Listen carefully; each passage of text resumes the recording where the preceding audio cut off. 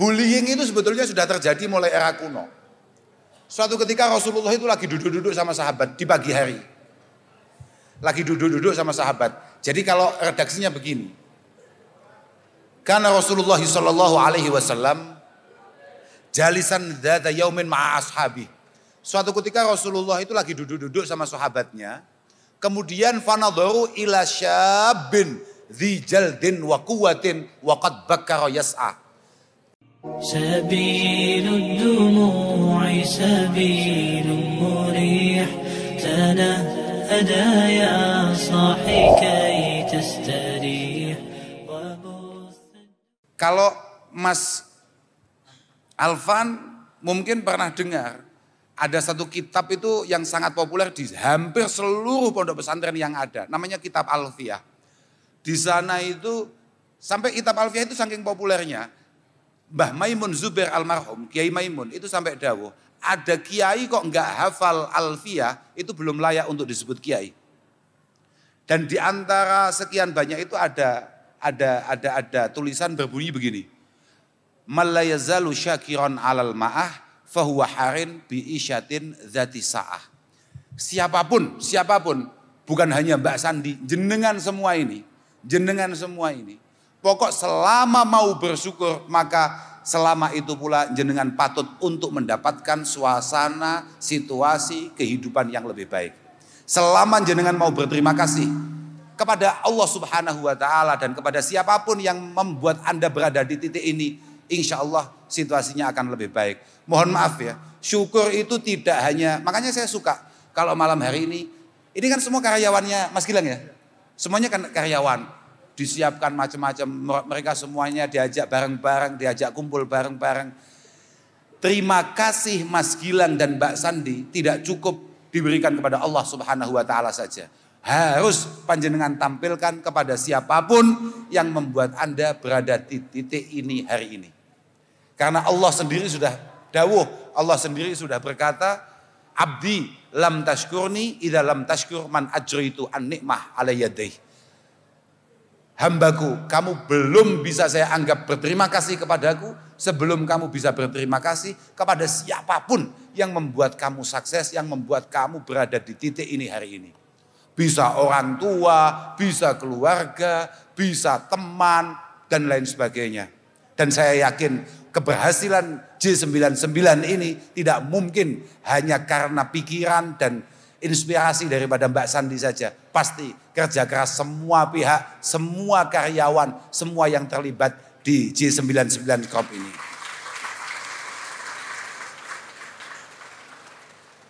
Jadi kalau hari ini kemudian panjenengan semua diajak bareng-bareng di sini makan-makan atau bahkan tadi Mas Gilang menyampaikan bahwa nanti akan ditutup dengan hiburan-hiburan, jenengan semua layak mendapatkan itu. Semoga benar-benar menjadi rasa syukur yang diterima oleh Allah Subhanahu wa Ta'ala. Syukur lu tenan Pak. Mergo an-nikmah niku inna ni'mah mausulatun bisyukri. Mausulatun bisyukri. Jadi wa syukra menika muta'alliqun bil mazid. Wala yanqati al mazid minallah hatta yanqati asyukru minal abdi. Bahwa kenikmatan yang kita dapatkan ini sangat terkait erat dengan bagaimana cara kita mensyukurinya. Dengan cara bagaimana kita berterima kasih atas semua nikmat itu. Dan selama kita mau bersyukur, selama itu pula Allah Subhanahu wa Ta'ala akan menambah semua kenikmatannya. Apalagi kalau tadi dari awal kemudian Mbak Sandi mengatakan bahwa saya memang dari awal cita-cita saya bukan hanya mementingkan diri saya, tapi bagaimana saya bisa berbagi kepada yang lain, terutama orang tua dan lain sebagainya. Kata Rasulullah Shallallahu Alaihi Wasallam, malah mundur kursi ini gawe senden. Ya, apa lu gue gini? Kalau lu betul seneng lu gue kedukuran, malah kayak penyanyi dangdut tau. Nggih, betul. Aku mau ceritanya apa? Oh, dawuh Kanjeng Nabi. Dawuh Kanjeng Nabi. Ma min abdin razaqahullahu malan summa barra walidayhi illa kana ma'i fil jannah. Tidak ada Mas Gilang satu orang pun yang kemudian diberi rizki oleh Allah Ta'ala, kemudian rizki itu untuk membahagiakan orang tuanya, kecuali dia akan memiliki kedekatan dengan Rasulullah Shallallahu Alaihi Wasallam. Siapapun tidak harus nunggu sekaya Mas Gilang untuk berbagi dengan orang tua. Sampean kalau nunggu sekaya Mas Gilang, sesukses Mas Gilang, ora sida awakmu. Ora sida sugih maksudnya ngono lho. Gak sida sugih. Karena peningkatan proses apa yang mungkin kayak Mas Gilang, Mbak Sandi kemudian langsung mendapatkan ini semua secara instan. Gak mungkin, mesti semuanya bertahap, mesti semuanya berproses. Lelek semua iling-iling panggah. Mobil apa tadi yang harganya 9 miliar? Ya ngeluh bun-bunanmu. Ngeluh, proses lah. Proses. Mulai songko nukokno bantal wong tua, sampai nukokno kasur wong tua, ningkat-ningkat sampai moga-moga kita semua bisa membelikan atau membangunkan rumah untuk orang tua kita. Oh no. Wah minon ngowah-ngowah awakmu lho. Awakmu bahagiane wong tua, positif kamu akan dibahagiakan oleh Allah Subhanahu wa taala.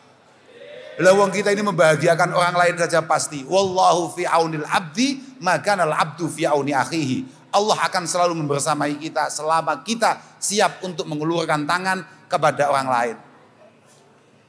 Loh, Mas Gilang itu tenan. Artinya kalau memang memiliki niatan yang baik, ya siapapun lah, bukan hanya Mas Gilang, siapapun yang hari ini berusaha, yang hari ini lagi bekerja keras. Kalau memang punya niatan yang baik dan kemudian dia tulus, jujur dalam proses bekerjanya, insya Allah akan mendapatkan sesuatu yang luar biasa di sisi Allah. Bahkan Rasulullah itu mengatakan, at-tajir as-saduq yuhsyaru yaumal qiyamah ma'asiddiqin wasyuhada. Seorang bisnismen, seorang pedagang yang penuh dengan kejujuran dalam bisnisnya, dia akan dikumpulkan bareng orang-orang yang tulus keimanannya dan orang-orang yang mati syahid di sisi Allah Subhanahu wa taala. Jadi nyambut gawe ku penting. Yo ngaji ku penting ini ya Pak yo. Makanya aku mau diceritani. Semoga tadi siapa Bang Saudara Ganes tadi mengatakan bahwa akan ada ngaji rutin ya Bang. Itu bagus itu. Kamu harus ikut itu. Kamu jangan karena ada makannya saja kamu ikut. Ngaji itu ikut. Loh, tenan iki. Mergo ada seorang sahabat mengatakan, namanya ini salah satu sahabat terbaik, sahabat yang selalu mendampingi Rasulullah Shallallahu Alaihi Wasallam. Namanya adalah Abi Dzar Al-Ghifari. Beliau mengatakan bahwa ij'alid dunya majlisaini. Majlisan li talabil halal wa majlisan li talabil akhirah. Wasalis yaduruka falaturidhu. Wasalis yaduruka falaturidhu. Waktu kita di dunia ini coba tolong dibagi dua saja. 50% untuk cari rizki yang halal. 50% coba kita buat tabungan untuk akhirat. Jadi 50% pikiran kita adalah bagaimana mengembangkan usaha kita, meningkatkan ekonomi kita dengan cara yang benar dan baik. 50%-nya bagaimana semua yang kita lakukan untuk urusan dunia itu benar-benar bisa menjadi sangu kita. Sangu itu apa? Kok saku? Itu tabungan kita lah, katakan tabungan kita. Ketika kita sowan di hadapan Allah Subhanahu wa taala. Makanya wow kayak Mbak Sandi kan sudah ngomong bahwa saya pengen punya satu jariah. Bla bla bla dan lain sebagainya. Wah nggak pikir Mbak Sandi tadi itu sudah cukup. Itu sudah tausiah yang paling cukup. Saya sudah nggak perlu sebetulnya. Itu kalau masalah aku gak patek ngurungok nih. Mereka panjenengan anak boy sampean gak patek ngurungok nih sejak ngaji. Tapi memang harus gitu. Saman pernah dengar ada surat namanya Luqman apa tidak? Pernah. Ada surat dalam Al-Quran namanya Luqman. Luqman Al-Hakim itu pernah kasih wasiat kepada anaknya. Ya bunayya, la tadkhul fid dunya dukhulan yadhuru fi akhiratik. Anakku, kamu jangan sampai terlalu memikirkan dunia yang kira-kira membuat kamu nanti keberatan di akhirat. Tapi wala tatruki dunya tarka hatta takuna kallan linnas.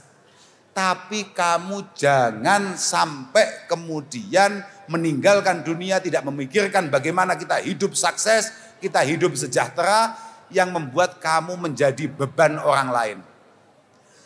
Rasulullah Shallallahu Alaihi Wasallam juga pernah mengatakan yang mirip-mirip kayak itu. Beliau bahkan mengatakan laisa bi khairikum man la yajma'ud dunya wal akhirah. Bukan termasuk umat terbaik kalau dia tidak mampu menggabungkan itu. Makanya ada seorang Sayyidi Tabi'in namanya Sa'id Ibnul Musayyib. Ini mumpung saya ingat. Sa'id Ibnul Musayyib itu mengatakan la khaira fi man la yajma'ud dunya yasunu biha dinahu wa hasabah wa yasiru biha rahimah. Tidak istimewa kalau ada orang tidak mengumpulkan uang, tidak punya uang, nggak punya kekayaan yang kira-kira bisa untuk mengangkat agamanya, mengangkat keluarganya, dan bisa ngopeni, ngateni keluargane.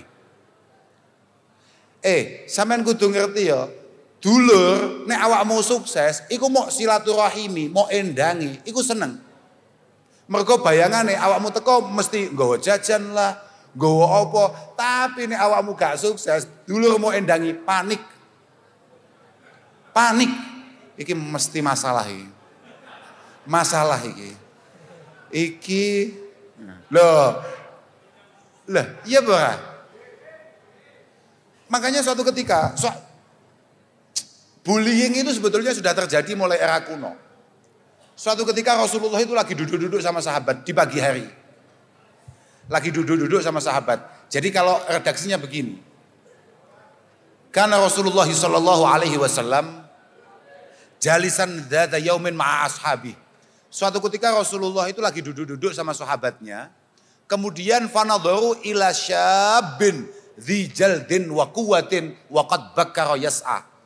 Tahu-tahu ada seorang pemuda yang masih sehat, masih sangat kuat, tidak ikut ngaji di sekitar Rasulullah, tapi dia berangkat kerja.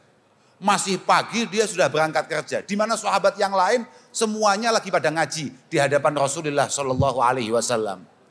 Kemudian para sahabat mencibir, mengolok-olok. Mereka mengatakan, waiha hadza law kana syababuhu wajaltuhu fi sabilillah. Wah, kasihan sekali. Dia tidak memanfaatkan keberadaan Nabi. Seharusnya dia duduk di sini ngaji bareng-bareng kita. Dia malah ngurusi dunia. Dia malah kerja cari dunia. Dia malah kerja cari uang. Apa kata Rasulullah? La taqulu hadza. La taqulu hadza. Kamu jangan ngomong gitu. Kamu jangan ngomong gitu. Lau kana yas'a 'ala nafsihi liyakuffahu 'anil mas'alah wa yuhniyahu 'anin nas fahuwa fi sabilillah. Karena kalau dia bekerja supaya tidak merepotkan orang lain, tidak membebani orang lain, bahkan bisa membantu orang lain, fahuwa fi sabilillah. Mas Gilang kalau kerjanya bukan hanya sekedar untuk kaya-kayaan, tapi bagaimana untuk membantu orang lain, untuk memantaskan keluarganya, fahuwa fi sabilillah. Yang penting niatnya. Makanya wa in kana yas'a ala abawaini dhaifaini aw dzurriyyatin di'afin fahuwa liyughniyahum wa yakfiyahum fahuwa fi sabilillah. Siapa tahu dia bekerja mulai pagi sampai malam. Tujuannya supaya bisa membahagiakan kedua orang tuanya, kayak tadi disampaikan oleh Mbak Sandi. Supaya bisa membahagiakan dan memantaskan anak-anaknya, fahuwa fi sabilillah. Tapi kalau tujuannya wa in kana yas'a ala tafahur fahuwa ala sabili syaitan. Kalau kita hanya kerja cari kaya hanya untuk sombong-sombongan saja, hanya untuk pamer saja, fahuwa ala sabili syaitan. Lah moga-moga teman kita, saudara kita, Juragan 99 Mas Gilang dan keluarga memiliki niatan yang baik dalam pekerjaannya. Dan semoga semua yang beliau rencanakan, beliau acarakan, moga-moga benar-benar mendapatkan barokah dari Allah Subhanahu wa taala. Barokah itu penting, barokah itu. Rezeki itu akeh kadang-kadang enggak barokah. Makanya barokah itu penting. Barokah itu benar-benar penting. Barokah itu contohnya begini, barokah itu. Kayak tadi pagi saya tadi pagi itu ngaji di Kediri sana. Saya menceritakan bahwa mohon maaf, ada loh. Orang itu bisa bahagia dengan segala keterbatasannya. Saya nggak ngomong bahwa la ni'mata kasihah wala ghina katibin nafsi. La ni'mata kasihah wala ghina katibin nafsi. Tidak ada nikmat Allah Subhanahu wa taala kaya sehat dan tidak ada kaya tenangnya hati. Moga-moga keluarga besar Juragan 99 ini benar-benar diberi kesehatan oleh Allah Subhanahu wa taala, benar-benar diluaskan hatinya dan benar-benar selalu mendapatkan pikiran yang positif, yang baik untuk berbagi kepada sesama, menyayangi kepada sesama. Sudahlah Mas, pokok jenengan semakin banyak berbagi, semakin banyak menolong, insya Allah semakin banyak yang mendoakan. Dan semakin banyak yang mendoakan, potensi diijabah oleh Allah Subhanahu wa taala semakin tinggi. Semoga semua dikabulkan, dimudahkan, dilancarkan, dan diistiqomahkan. Tadi saya tidak perlu matur banyak-banyak lah. Kapan-kapan aja jenengan ngaji sama Mas Alvan. Mas Alvan, saya baru tahu kalau Mas Alvan itu ternyata suaranya enak. Saya baru ngerti, saya baru dengar hari ini. Ternyata suaranya enak. Oh, wah luar biasa betul. Kayak Mas Alvan ini mendampingi Mas Gilang. Moga-moga diberi keistiqomahan. Diberi ketenangan. Jenengan semua juga gitu. Sampai itu enggak apa-apa loh doa begini. Ya Rob, inna nas'aluka at-tuma'ninata was-sakinata wal istiqomata. Loh. Seringkali kita dengar doa tuma'ninah sakinah itu hanya pada acara-acara pernikahan. Tidak, tuma'ninah sakinah itu harus kita minta kepada Allah di setiap kesempatan. Karena yang butuh ketenangan, butuh kenyamanan bukan hanya manten baru. Tapi manten lawas jauh lebih butuh tuma'ninah dan sakinah. Apalagi kayak Mas Gilang. Dan tadi itu apa yang disampaikan Mas Gilang penting untuk sampean semua mengaca. Sekelas Mas Gilang saja dengan segala kesuksesannya tidak pernah lirik-lirik. Bocah gak patek jelas model awakmu gitu. Nasibnya gak patek jelas. Senengannya main lirik, scroll. Pancen bosok tenan awakmu panjenengan. Lo yakin Coba bayangkan sekelas Mas Gilang saja.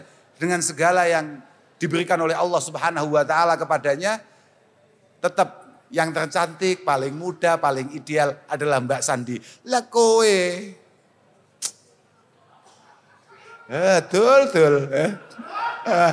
Ahsan. Makanya penting itu. Itu apa yang disampaikan Mas Gilang walaupun sedikit tapi itu penting. Untuk kita semua. Bagaimana rasa syukur benar-benar menguatkan kita. Termasuk syukur dengan siapa kita berpartner, syukur dengan siapa kita mengarungi dunia ini bersama-sama. Moga-moga semuanya diberi kesehatan, dipanjangkan usianya. Sabilud dumu'i sabilun murih tanahada ya sahi kay tastarih